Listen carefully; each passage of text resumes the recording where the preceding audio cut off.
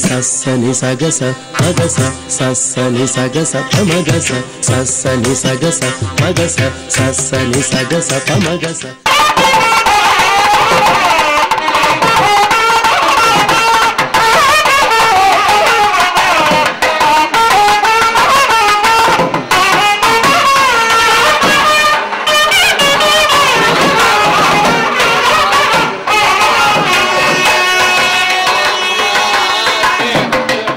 ఈరోజు నాకు చాలా ఆనందంగా ఉంది. నా ప్రియ శిష్యుడు చిరంజీవి గరిమెళ్ళ బాలకృష్ణ ప్రసాద్ భక్తి టీవీ ద్వారా 100 సంకీర్తనలు నేర్పి ఒక టీవీ ఛానల్కి చరిత్ర సృష్టించాడు అతను.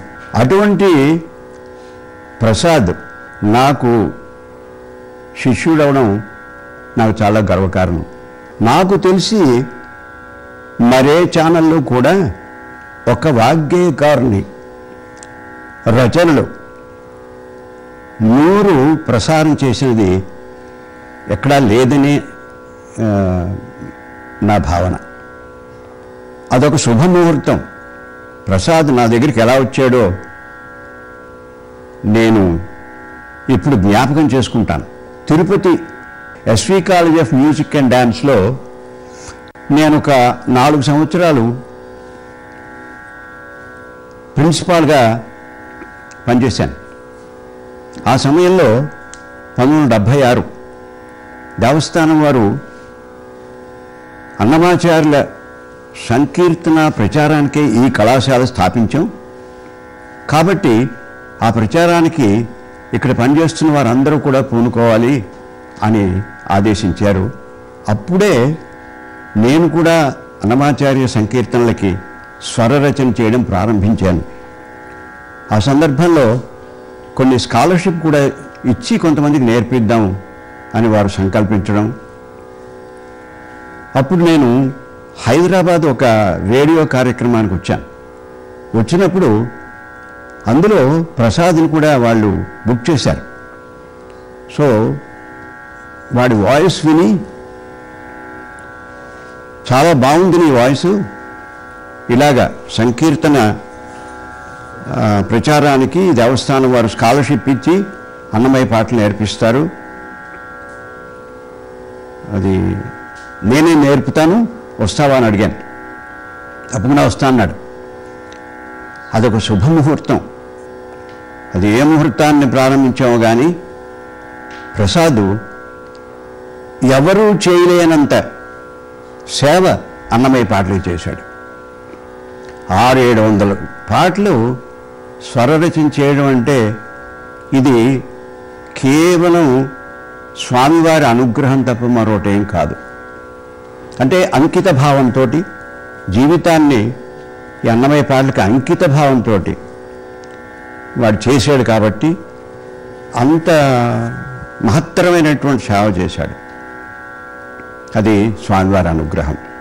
సంగీతం ఆత్మానందాన్ని ఇస్తే సాహిత్యం ఆత్మ జ్ఞానాన్ని ప్రసాదిస్తుంది. సంగీతం ద్వారా ఒక్క ఆత్మానందమే పొందడం కాదు, ఆత్మ జ్ఞానాన్ని కూడా పొందాలి. ఆ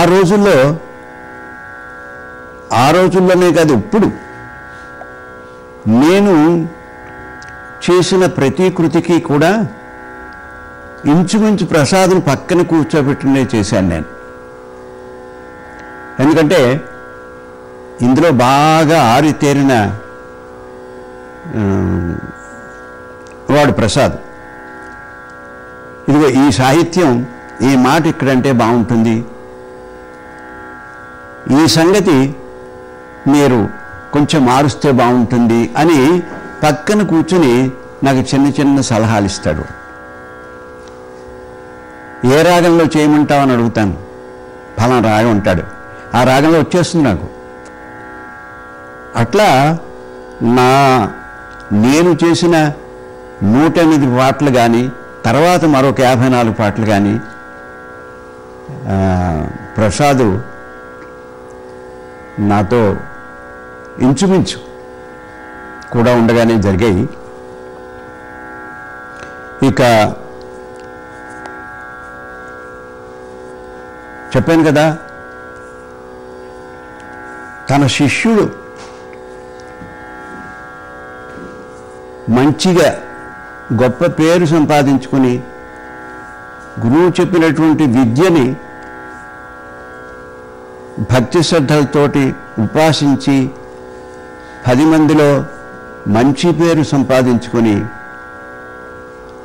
ఆ కళాసేవ దీక్షతో చేస్తున్నాడు అంటే మొట్టమొదట ఆనందించేవాడు గురువే. అటువంటి ఆనందాన్ని నేను పొందుతున్నాను ఇవాళ. వాడికి వెంకటేశ్వర స్వామి సకల ఆయురారోగ్య ఐశ్వర్యాలు ప్రసాదించి ఇంకా ఎటువంటి కళాసేవ అఖండంగా చేయాలని ఆశిస్తూ, అలాగే భక్తి టీవీ వారి సంస్కారానికి నేను ఎంతగానో అభినందనలు తెలుపుతూ, వారు ఇటువంటి కార్యక్రమాలు ఎన్నో చేసి మనదైనటువంటి మన జాతి సంస్కృతికి అఖండమైన సేవ చేసి ధన్యులవ్వాలని చెప్పేసి ఇందులో పనిచేస్తున్న ప్రతి ఒక్కరిని కూడా నేను అభినందిస్తున్నా. వాళ్ళకు కూడా హరి సంకీర్తన పేరుతోటి స్వామివారి సేవ చేసినట్టే వాళ్ళు. నేను ఒక్క మాట అంటుంటాను, అన్నమయ్య పాట పాడుకున్న వాళ్ళకి అన్నానికి లోటు ఉండదు. అన్నమయ్య పాట భక్తిగా పాడుకున్న వాళ్ళకి స్వామివారి అనుగ్రహానికి లోటు ఉండదు. అన్నమయ్య పాట భక్తి శ్రద్ధలతోటి పాడుకుంటే స్వామివారే వాళ్ళ దగ్గరికి వస్తాడు అని చెప్పేసి, అటువంటి ఇదొక మన గొప్ప సంస్కృతికి అఖండమైనటువంటి సేవ చేస్తున్నటువంటి వీరందరినీ కూడా నేను మనస్ఫూర్తిగా అభినందిస్తున్నాను. భగవంతుడు ఒక వరంగా కొంతవరకు సంగీత జ్ఞానం ఇచ్చినా, మంచి కంఠం ఇచ్చినా, అంటే ఒక మామూలు బంగారు దీన్ని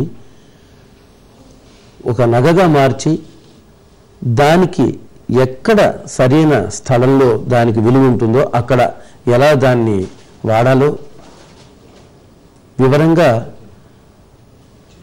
ఎక్స్ప్లెయిన్ చేసి చెప్పే గురువు దొరకడం చాలా అదృష్టం. అలా నాకు బ్రహ్మశ్రీ నేదునూరి కృష్ణమూర్తి గారు ఒక మహానుభావులు, సంగీతమూర్తి భవించినటువంటి వారు దొరికారు. ఆ మొదట్లో నేర్చుకున్నప్పుడు వారు నాకు సంగీతం అంటే అంతకుముందు ఉన్న అభిప్రాయానికి పూర్తిగా భిన్నమైనటువంటి ఒక కొత్త అభిప్రాయాన్ని కలగజేశారు, కొత్త లోకం చూపించారు సంగీతంలో. అది ఏమిటంటే మనకి సంగీతంలో సూక్ష్మమైనటువంటి ఎన్నో విషయాలు ఉంటాయి.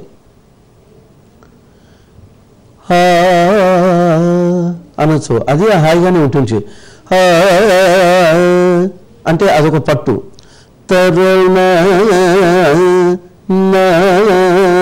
అని అది ఈ నొక్కులలోనే ఎన్నో తేడాలు ఉన్నాయి చివరిలో. అది నొక్కడంలో ఒక అని తేలికగా అనడం వేరు, ఇలాంటి నొక్కులు ఏ మోతాదులో ఏ చోట ఎలా వస్తే వాటి ప్రభావం ఎలా ఉంటుంది, దగ్గర నుంచి అసలు కర్ణాటక సంగీతంలో ఉండే ప్రత్యేకతలు, ఇది ఇలా పాడితే ఇది కర్ణాటక సంగీతం అని చెప్పడానికి వీలైనటువంటి ఆ పోకడు పట్లు అన్నీ చాలా వివరంగా నేర్పేటప్పటికీ అంతకుముందు నేను తెలుసుకున్న కర్ణాటక సంగీతానికి, తర్వాత విన్న కర్ణాటక సంగీతాన్ని తెలుసుకున్న సంగీతానికి చాలా తేడా వచ్చేసింది. ఆ విధంగా కర్ణాటక శాస్త్రీయ సంగీతం మీద ఇదొక ప్రత్యేకమైన అద్భుతమైన కళ అని పూర్తిగా త్రికరణ శుద్ధిగా నమ్మే ఒక స్థితి వారి సాన్నిధ్యంలో వారి పాట ద్వారా నాకు కలిగింది. తర్వాత నేను వారి దగ్గర స్టూడెంట్గా చేరినప్పుడు 1976లో రోజు పొద్దున్నే 5 గురువుగారి ఇంటికి వెళ్ళేవాడిని. తంబురా శృతి చేసి పక్కన కూర్చుని తంబురా వేస్తూ ఉంటే వారు పొద్దున్నే పాట మొదలుపెట్టేవారు. ఎక్కువగా కొంతసేపు మాయమాడు వాళ్ళ ముందు పాడుతూ ఉండేవారు. తర్వాత గజాననయుతం విఘ్నేశ్వర స్వామి కీర్తన పాడి ఈ తర్వాత మిగతావన్నీ ఆ రోజుకి ఏ మూడు ఉంటే ఆ రాగం అలా పాడుతుండారు. నాకు బాగా జ్ఞాపకం. అలా నిత్యము వింటున్న రాగాలు, ప్రతి రాగం నాలో చాలా కొత్త కొత్త ఆలోచనలని, భావాలని, కొత్త కొత్త దృష్టితో యాంగిల్స్లో రాగాన్ని చూసే ఒక అవకాశం కలిగించింది. ఒక్కొక్క 45-50 నిమిషాలు, ఒక్కొక్కసారి గంట దాటిపోయేది ఒక్కొక్క రాగం పాడుతూ ఉంటే. మనకు ఒక మాట ఉంది సంగీతంలో, రాగాలకి దేవతలు అని. అది కొంత నాకు అంతకుముందు తెలియదు. రాగానికి దేవత ఉంటుంది అనే ఒక భావం పెద్దగా నేను విశ్వసించలేదు, దాని మీద నా దృష్టి పడలే. కానీ ఆ రోజుల్లో వారు భైరవి రాగం ఒకరోజు అలా పాడుతూ ఉన్నారు. ఏం ఒళ్ళు తెలియని స్థితిలో తంబురా వేస్తూ వింటూ ఉన్నాను, అంతే వెళ్ళిపోతుంది గంటల కొద్దీ. ఆ రాగం అలా వినగా వినగా వినగా వినగా కొంతసేపు అయిన తర్వాత క్రమంగా నాకు భైరవి ఈవిడేనేమో అనిపించేటట్టుగా ఒక రూపం కళ్ళు ముందుకు వచ్చేసింది. సకలమైనటువంటి అలంకారాలతో, అద్భుతమైన సౌందర్యంతో, అలా కళకళకళకళలాడిపోతున్న ఒక ముఖంతో ఒక స్త్రీమూర్తి దర్శనమైంది. అంటే ఇంకా ఆ అందం ఎందుకు చెప్తానంటే, అలా ఏదో రాగం పాడినప్పుడు ఒక రూపం కనిపించవచ్చునేమో అని అనుకోవచ్చు వినేవాళ్ళు. కానీ ఇలాంటిదే మరొకసారి కాంభోజ రాగంలో అలా ఒక గంట సేపు కాంభోజ రాగం పాడుతూ ఉన్నారు. కొద్దిసేపు అయినాక మనసు పూర్తిగా అందులో వెళ్ళిపోయింది. అప్పుడు ఒక రూపం కనిపించింది నాకు. ఆ రూపానికి భైరవి పాడినప్పుడు ఉన్న రూపానికి చాలా వ్యత్యాసం ఉంది. అదే ఆశ్చర్యం. ఇప్పుడు ఒక అందమైన స్వచ్ఛమైనటువంటి స్త్రీమూర్తి సర్వాలంకారాలతో, ఒంటి నిండు నగలతో, ముఖాన్ని కుంకుమ బొట్టుతో అంటే సాధారణంగా ఒక రూపమే కనిపించాలి. కానీ ఒక రాగం పాడినప్పుడు కనిపించిన రూపానికి మరొక రాగం పాడినప్పుడు కనిపించిన రూపానికి రూపాలలో తేడా ఉంది అంటే, ఆ రాగాల పోకడలో, ఆ రాగాలకు ఉండే స్వరాలు, అనుస్వరాలు, గమకాలు, వాటిలో నుంచి వచ్చే మాధుర్యం, వీటిలో తేడా ఉన్నట్టే కదా. అంటే ఇప్పుడు ఇది ఎలాంటిదంటే, అన్ని స్వీట్లు అయినా కూడా మైసూర్ పాక్ టేస్ట్ మైసూర్ పాకుదే, గులాబ్ జామ్ టేస్ట్ గులాబ్ జామ్దే. ఇప్పుడు ఏది స్వీట్ అంటే ఏం చెప్తామంటే స్వీటే జనరల్గా మనం మాట్లాడుకునేది. కానీ ఈ రుచికి తేడా ఎవరైనా వచ్చి అది తీపి ఇది తీపి రెండు చక్కెరతోనే చేస్తారు, తేడా ఏమిటంటే మనం ఏం చెప్పలేము. కానీ అది తింటేనే ఆ టేస్ట్ డిఫరెన్స్ తెలుస్తుంది. అలాగా ఆ స్వరాలు, ఎందుకంటే నాకు తర్వాత అనిపించింది ఆయా స్వరాలలో ఉన్నటువంటి మర్మం, సంగీతంలో మర్మం అనే పదాన్ని మొదటిసారి నేను అప్పుడు ఊహించగలిగాను. సంగీతం వేరు, సంగీతంలో మర్మం వేరు. సంగీతం చాలామందికి వచ్చి ఉంటుంది. సంగీతానికి కావాల్సింది ఏమిటంటే శృతిలో పాడడం, లయలో పాడడం, మంచి కంఠం ఉండడం, ఎదుటి వాళ్ళు ఆనందించడానికి. ఏదో ఓ పాట పాడితేనో రాగం పాడితేనో, పాట అయితే సాహిత్యం తగ్గట్టు నుండి అందంగా చెవికింపుగా పాడడం. అయితే అందులో సంగీతానికి సంబంధించిన పెద్ద మర్మాలు ఏమి ఉండకపోవచ్చు, చెవికి బాగానే ఉంటుంది. అది సంగీతమే కాదనడానికి లేదు. కానీ సంగీతం, శాస్త్రీయ సంగీతం అనే సంగీతంలో ఒక ప్రత్యేకత, దాంట్లో కొన్ని ఆ అనుస్వరాలలోనూ ఆ గమకాలలోనూ ఒక పర్పస్, ఒక ప్రయోజనం దాంట్లో ఉండి, దానికి ఒక అనుభూతి ప్రత్యేకంగా ఉండి, అది కేవలం అనుభవంతోనే తెలుసుకోదగ్గ ఒక స్థితి ఉంటుంది అన్న భావం అప్పుడు కలిగింది నాకు. అంతకుముందు చెవికింపే సంగీతం చాలాసార్లు విన్నానే కానీ ఇలాంటి అనుభూతి కలిగించే సంగీతం వినడం అదే ప్రథమం. అలా తర్వాత గురువుగారిని ఆ దృష్టితో వారు పాడిన ప్రతి పలుకుని నేను ఆస్వాదిస్తూ ఆనందిస్తూ, ఎన్నిసార్లు నాకు వచ్చిన అనేకమైనటువంటి సందేహాల్ని బహుశా మరొక గురువు ఎవరు అయితే అంతగా సహించి ఉండేవారు కాదేమో, కానీ నా అదృష్టం మా గురువుగారు ఎంత నేర్పు గలవారో అంత ఓర్పు గలవారు. అందువల్ల నేను ఎన్ని రకాల ప్రశ్నలు వేసేవాడిని అంటే, అసలు ఒక దశలో సినిమా పాటల సంగీతమే కర్ణాటక శాస్త్రీయ సంగీతం కన్నా బాగా ఎక్కువ సైంటిఫిక్ అని, తెలివైన సంగీతం అని, తెలివైన మ్యూజిక్ డైరెక్టర్స్ చేస్తారని ఆయన ఆయనతో గంటల కొద్దీ నేను ఒప్పించడానికి ప్రయత్నం చేస్తూ మాట్లాడేవాడిని. కానీ వారి దగ్గర ఉన్న గొప్ప సుగుణం ఏంటంటే నిగ్రహం. అలా వినేవారు. ఏం చెప్పినా ఏం అడిగినా దాన్ని పూర్తిగా ఆశాంతం అంతా అయ్యేదాకా విని అయిందా అని అడిగి అప్పుడు ఆన్సర్ చెప్పేవారు. మధ్యలోనే ఉద్రేకపడి కాదు నువ్వు ఆ రూట్లో పెడుతున్నావు, అది మంచిది కాదు, ఇదే అని గబక్కన ఇంటర్ఫియర్ అయ్యేవారు కూడా కాదు. అంటే తనకి తెలిసిన దాని మీద అంత కమాండ్ ఉండి దీనికి సమాధానం చెప్పగలను అన్న భావం, చెప్పడానికి సమాధానం రెండు లోపల ఉన్నవాళ్లే అలా ఉండగలరు, లేకపోతే ఉద్రేకపడే అవకాశం ఉంది. అలా మనిషిలో స్వభావం ఏమిటంటే గురువుగారు నేదునూరి కృష్ణమూర్తి గారిలో వారు అంత స్థిమితంగా సంగీతం సాధన చేశారు. అది ఆ స్థిమితత్వం సంగీత విద్య వచ్చిన తర్వాత కూడా మనిషిలో ఎందుకు ఉంది అంటే సంగీతాన్ని అంత స్థిమితంగా సాధన చేశారు. సంగీతాన్ని సాధన చాలామంది చేస్తారు కానీ స్థిమితంగా చేయరు. సంగీతాన్ని సాధన చేసేటప్పుడు స్థిమితం ఏమిటండి అని అడగచ్చు. ఉంది. ఏ సంగతి ఎందుకు పాడుతున్నాం, ఈ చిన్న వ్యత్యాసంతో ఎన్నో సంగతులు పక్కపక్కనే వస్తాయి. అన్నిట్లో వాటికి తగిన చోటు ఉంటుంది. ఆ సంగతి ఒక చోటే రాణిస్తుంది. అంత అందమైన సంగతి పక్కన ఇంకోటి ఉన్నా కూడాను అది దీన్ని అన్న పక్కనే దాన్ని అంటే అది రాణించదు. దానికి ఇంకొక సందర్భం ఏదో ఉంటుంది, అలాంటి చోటే అది రాణిస్తుంది. అది ఏది ఎక్కడ రాణిస్తుంది, ఏది ఎక్కడ పెట్టి పాడాలి అని ఒక ప్రత్యేకమైన ఆలోచన దృష్టి దాని మీద పెట్టి సాధన చేసేటప్పటి నుంచే. ఎందుకంటే గురువులు ఇవన్నీ వివరంగా చెప్పేవాళ్ళు తక్కువ. నాకు తెలిసి ప్రపంచంలో పాటలు నేర్పిస్తున్నారు ఈ రోజుల్లో. సంగీతం నేర్పడం అంటే వాళ్ళకు వచ్చిన కోర్సు కొంత ఊరికే గుడ్డిగా నేర్పుతారు. అది ఎందుకు నేర్చుకుంటున్నారో నేర్చుకునే వాళ్ళకి తెలియదు, నేర్పుతున్న వాళ్ళకి కూడా తెలియదు. ఇలా నేర్పాలి, నువ్వు ఇలా నేర్చుకున్నా నీకు నేర్పుతున్నావు, కొన్నాళ్ళు పాడగా నీకే సంగీతం వస్తుంది. నిజానికి సంగీతం బేసిక్స్ వస్తాయే తప్ప మంచి సంగీతం రాదు అలా నేర్పడం వల్ల. అసలు ఒక రాగంలో ఒక పాట తీసుకుంటే ఆ పాటల్లో ఎంత సంగీతం ఉంది, ఆ సంగీతాన్ని ఎలా విడదీసి పాటలోంచి చూడాలి. పాటకు పాట నడుస్తూ ఉంటుంది, పాటలో ఉండే సౌందర్యం నడుస్తూ ఉన్నా కూడా ఆ పాటలో ప్రతి పదంలో ఉన్నటువంటి ఒక విలక్షణమైనటువంటి సౌందర్యాన్ని విడదీసి విడిగా చూసి దాన్ని అనలైజ్ చేయడం. ఎక్కడ మొక్కు ఉంది, ఎక్కడ జారు ఉంది, దాని తూకం ఎంత, ఎక్కడ రవ సంగతి ట్విస్ట్, ఇలాంటివన్నీ ఎక్కడెక్కడ ఉన్నాయి, దాన్ని మోతాదు మించి ప్రయోగిస్తున్నామా, అది ఆ మోతాదు చాలా, ఇలాంటివన్నీ లెక్క వేసుకుని ఒక పద్ధతి ప్రకారం సాధన చేసిన వాళ్ళకే ఈ స్థిమితమైన సంగీతం దక్కుతుంది.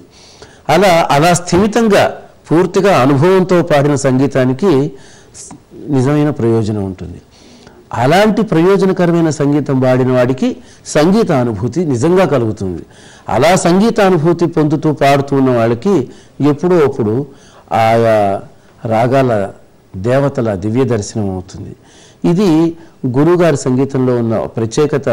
నేను గమనించింది వారి దగ్గర నేను నేర్చుకున్నది, అంటే నేర్చుకోగలిగింది నా శక్తికి కొంత నేను నేర్చుకోగలిగాను. కానీ వారిది వినడంలో నాకు కలిగిన అపారమైనటువంటి అనుభూతి, జ్ఞానము, ఇవన్నీ కూడా నన్ను చాలా తీర్చిదిద్దినాయి. నాకు అంతకుముందు ఉన్న సంగీతాన్ని దానికి ఒక చక్కటి తీర్పిచ్చి నా కంఠానికి సూట్ అయిన బాణిలో నేను పాడినా నాకు వెనక ఉన్నది అదే. అంటే ఒక్కొక్కసారి మనకి రామకృష్ణ పరమహంస వివేకానందులాగా కనిపిస్తుంది. రామకృష్ణ పరమహంస సాధనే వేరు, ఆయన మాట్లాడింది తక్కువే, ఆయన అనుభూతి ఆయనది. కానీ వివేకానంద స్వామి రామకృష్ణ పరమహంస గారి శిష్యుడు అంటే మనకి విడివిడిగా చూస్తే అసలు ఆయన పోలికలు ఈయనకున్నట్టు ఆయన పంథాలు ఈయన నడిచినట్టు మనకు అనిపించదు. కానీ అలాంటిదే వారి సంగీతంలోంచి వచ్చిన ఒక విలక్షణమైన కొన్ని ఛాయలు, కొన్ని అందాలు నాకు ఒక మంచి బాణిని ఏర్పరిచి ఈ రోజున నన్ను కూడా ఒక మంచి గాయకుడిగా మీ ముందు నిలబెట్టినాయి. అయితే నా సంగీతం పరిపూర్ణం కాదు, వారి సంగీతం పరిపూర్ణం. అన్నమాచార్య సంకీర్తనలు వారు రచించడమే ఇవి ప్రజలందరూ పాడుకోవాలి అని. తాను పాడుకుని తరించడం కన్నా ఈ సంకీర్తనలో ఉన్నటువంటి వెంకటేశ్వర తత్వాన్ని లోకమంతా గ్రహించి ఈ సంకీర్తనలు పాడుకుంటూ వెంకటేశ్వర స్వామి వారిని ఆరాధించి తరించాలని 32,000 సంకీర్తనలు రచించారు. అది భగవంతుడి ఆజ్ఞతో రచించిన సంకీర్తనలే. భగవంతుడి సంకల్పం అలా ఉంది కాబట్టి అన్నమాచార్యుల వారు త్రికరణ శుద్ధిగా రచించిన ఆ సంకీర్తనలు మధ్యలో కొంతకాలం మనకి అందకపోయినా చివరికి దేవస్థానం వారి అవిరళ కృషితో మనకు చాలా అందుబాటులోకి వచ్చినాయి. భగవత్ సంకల్పం ఎలా ఉందో అలాగే తిరుమల తిరుపతి దేవస్థానం వారికి కూడా ఈ సంకీర్తనలు లోకవ్యాప్తం చేయాలి అని ఒక సత్సంకల్పం కలిగి దానికి అన్ని రకాల ప్రయత్నాలు దాదాపు 100 సంవత్సరాలుగా 80 సంవత్సరాలకు పైబడి చేస్తూ వస్తూ ఉన్నారు. ముఖ్యంగా ఒక 30 సంవత్సరాల క్రితం మరీ తీవ్రమైన స్థాయిలో దీని గురించి వాళ్ళు పరిశ్రమ మొదలుపెట్టారు. ఆ రోజుల్లో స్వరపరిచిన ఈ అన్నమాచార్య సంకీర్తనలతో గురువు గారు నేదునూరి కృష్ణమూర్తి గారు మహానుభావులు వారు హైదరాబాద్కి భక్తిరంజని రికార్డింగ్కి రావడం ఆల్ ఇండియా రేడియోలో, అందులో నేను పాల్గొనే గాయకులలో ఒకటిగా ఉండడం, అప్పుడు వారు నా పాట విని ఆశీర్వదించి నీలాంటి వాళ్ళ పూట ఈ పాట బాగుంటుంది, నీలాంటి వారు చక్కగా కమ్మగా మంచి కంఠంతో తగిన జ్ఞానంతో ఈ సంకీర్తనలు పాడితే లోకవ్యాప్తం అవుతాయి, దేవస్థానం వారి సంకల్పం అదే, దాని తగ్గ ప్రణాళికల్లో ఉన్నారు అని వారు చెప్పినప్పుడు నేను వెంటనే వారి శిష్యుడిగా చేరి సంకీర్తనలు మరి కొంత సంగీతం నేర్చుకోవడానికి నేను సంకల్పించడం, వారు నాకు పరిపూర్ణమైన అనుగ్రహంతో ఆశీర్వదించి దగ్గర తీసుకుని తమ బిడ్డగా వారికి సాధ్యమైనంత మేరకు నాకు ఈ సంగీత భిక్ష పెట్టి ఈ సంకీర్తనలు నాకు అందించడం జరిగింది. నిజంగా అది ఒక గొప్ప సుముహూర్తం. ఆ ముహూర్త బలం తర్వాత ఈ అన్నమయ్య పాటకే నా జీవితం అంతా అంకితమయ్యి అన్నమయ్య పాటతోనే నన్ను లోకం గుర్తించే ఒక స్థాయికి ఆ మహానుభావులు గురుదేవులు వారి అనుగ్రహంతో నాకు ఈనాటికి ఇంత గుర్తింపు వచ్చింది. ఇలాంటి పరిస్థితిలో భక్తి టీవీ వారు పరిచయం అవ్వడం, ఇలా మాకు ఒక సంకల్పం ఉంది, ఈ సంకీర్తనలు మీ ద్వారా మేము ఒక క్లాస్ టీచింగ్ లాగా పెట్టి మిగతా సంగీత ప్రియులందరికీ కూడా అందించాలి ఛానల్ ద్వారా అని సంకల్పం. మీరు చేయగలరా అని అడిగితే నిజంగా ఏ సంకల్పం వెంకటేశ్వరుడిదో అదే అన్నమయ్యదై, అదే దేవస్థానం వారిదై, అదే మా గురువు గారిదై, చివరికి అదే నాదై ఉన్న ఈ పరిస్థితుల్లో రొట్టె విరిగి నేతిలో పడ్డం అని చెప్పుకుంటారే, అలాగా ఒక పెద్ద ఛానల్ వాళ్ళు ఇలాంటి ఒక సత్సంకల్పం. ఎందుకంటే ఈ రోజుల్లో ఎంటర్టైన్మెంటే ప్రధానమైపోయింది ప్రతి వాళ్ళకి. ఏ ఛానల్ వచ్చినా ప్రధానంగా న్యూస్, ఎంటర్టైన్మెంట్ ఆ రెండిట్లోనే నడుస్తూ ఉన్నాయి. వాటిలో అక్కడక్కడ ఆధ్యాత్మికత కనిపిస్తుంది కానీ ఒక ఆధ్యాత్మిక కార్యక్రమానికి ప్రయారిటీ ఇచ్చి సుదీర్ఘంగా సంవత్సరాల పాటు నడిపి వందలాది సంకీర్తనలు ఇలా జనంలోకి తీసుకెళ్ళాలి అన్న సంకల్పం ఛానల్ వాళ్ళకి రావడం చాలా అపురూపమైన విషయం. అది భక్తి టీవీ వారికి కలిగింది. ఇంకా అది మహద్భాగ్యంగా భావించి నేను కార్యక్రమం మొదలుపెట్టాను. ఇందులో మా గురువుగారి అనుగ్రహంతో నాకు దక్కిన మరొక గొప్ప అదృష్టం ఏమిటంటే వారి అనుగ్రహంతో నేను నేర్చుకున్నాను.